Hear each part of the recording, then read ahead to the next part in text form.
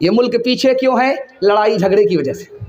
जानते हैं, घर का झगड़ा घर में हल होता ही नहीं, सीधे अदालत पहुंचता है। और अदालत में इंसाफ के चक्कर में जानते हैं क्या होता है? 1 लाख से ज्यादा केस पेंडिंग में है, उस पर तारीख पड़ी ही नहीं है कि कब सुना जाएगा। चूंकि केस सुनने वाले कम और केस की तादाद ज्यादा, तो सुना कितना जाएगा भाई? 1 लाख से ज्यादा केस पेंडिंग में। और जानते हैं कि अदालत का रिकॉर्ड है, केस आज़ादी से पहले दायर हुआ था और उसका फैसला कितने साल के बाद आया? 114 साल के बाद।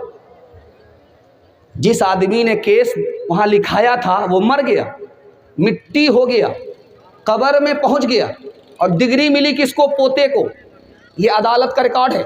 एक आदमी को दूसरी शादी करनी थी, उसने अदालत में मुकदमा किया, अदालत में दरख्वास्त डाली कि हमको दूसरी शादी की इजाज़त दो।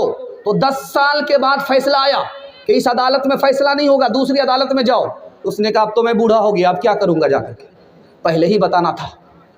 एक दरख्त का केस चला है 2 भाई का, ये भाई का दरख्त है, उस भाई का या इस भाई का। उसका फैसला कितने साल के बाद आया?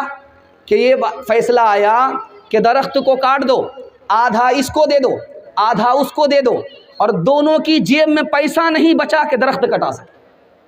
मैं हाथ जोड़ करके आपसे कहता हूँ, इस मुल्क में तरक्की करना है, मुसलमान मोहल्ले में आपको तरक्की करना है, मुसलमान बन करके तरक्की करना है, तो आप घर का झगड़ा घर में हल कर लीजिए, अदालत में मत जाइए, आपको तजर्बा हो जाएगा। जानते हैं इस मुल्क में तरक्की कौन कर रहा है?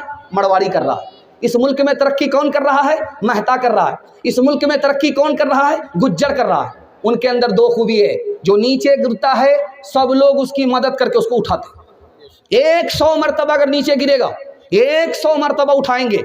और दूसरी खूबी क्या है? आप अदालत में जाकर के पूछिए, वकीलों से पूछिए कि मरवाड़ी का केस आता है कि नहीं आता, वो बोलेंगे नहीं आता। तो आखिर झगड़ा होता है कि नहीं? झगड़ा होता है, घर में हल हो जाता है, अदालत में नहीं जाता। इसलिए वो तरक्की कर रहे हैं, हमको तरक्की नहीं।